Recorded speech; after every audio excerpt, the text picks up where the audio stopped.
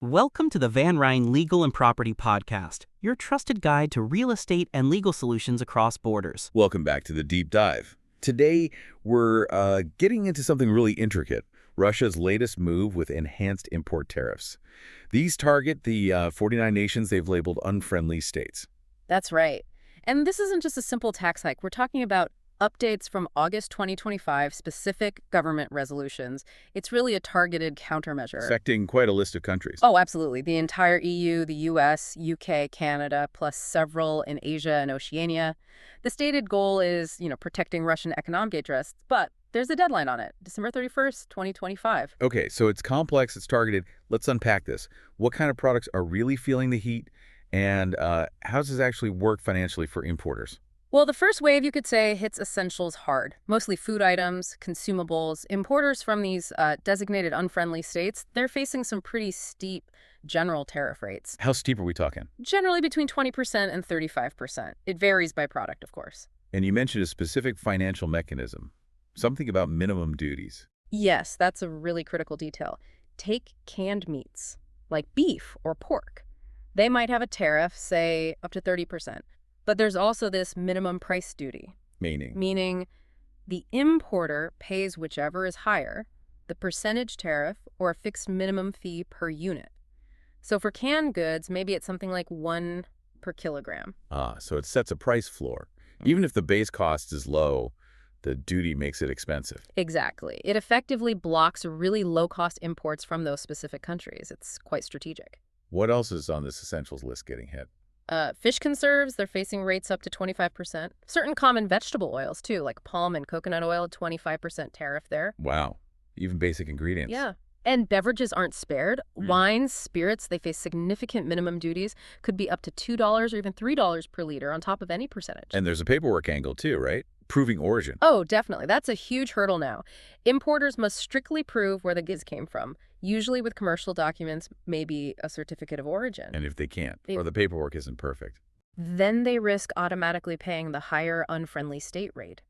Doesn't matter if the goods might have originated somewhere else, theoretically. It creates massive risk at customs. Okay, so that's the broad pressure on things people buy regularly. Yeah. But you said this was targeted selective. How does that play out, especially within the EU? Russia calls the whole bloc unfriendly. But are there exceptions? Precisely. And this is where you really see the political maneuvering. Hungary and Slovakia, for example, they're on the unfriendly list, technically part of the EU sanctions framework. Right. But they get specific exemptions. They don't face the new higher duties on certain vegetable oils and margarine substitutes. Interesting. But not on everything. No, not on everything. They still face the higher rates on things like canned meats or fish. It's very specific. It looks like a way to, reward nations perceived as less confrontational, even within the bloc. So using tariffs to maybe create some internal friction. It certainly seems that way. And then you see the flip side. Really sharp, punitive tariffs aimed at specific countries.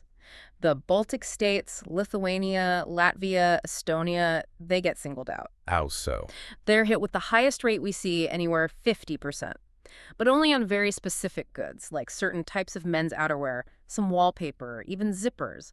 Highly localized economic pain. 50%. That's incredibly high. And are there other groupings like that? Yes, there's another distinct group, the US, Canada, UK, Australia, New Zealand, and, interestingly, Poland. They all face a specific 35% duty, but just on household cleaning products and detergents. Okay, so specific products for specific groups. And what about the recent updates? You mentioned machinery, particularly targeting the U.S. That's right. The August 2025 update really sharpened the focus on U.S. industrial exports. We're seeing tariffs climb up to 40% on some really heavy-duty stuff. Like what? Certain types of mining dump trucks, bulldozers, specific loaders, also precision tools, think drilling and milling equipment used in manufacturing. So targeting core industrial capabilities. It appears so. It's not just about collecting revenue. Hitting this kind of equipment seems calculated to disrupt key sectors like resource extraction, construction.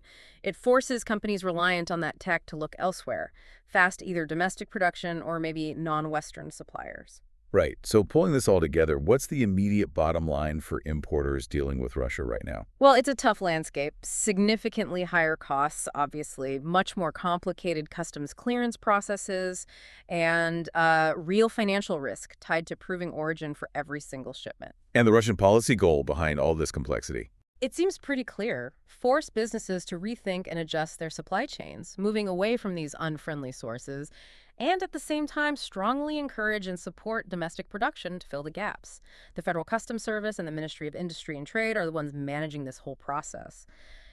This really brings up a broader point. When tariffs stop being just about revenue and become this precise tool to reward some partners and punish others, how does that fundamentally reshape how businesses approach global trade compliance and risk? It changes the game. It really does. And here's something for you, our listeners, to think about. These tariffs, as they stand now, are set to expire December 31st, 2025. What happens if that date comes and goes and these higher targeted duties just stay in place? What does that do to long-term trade patterns and the push for domestic substitutes?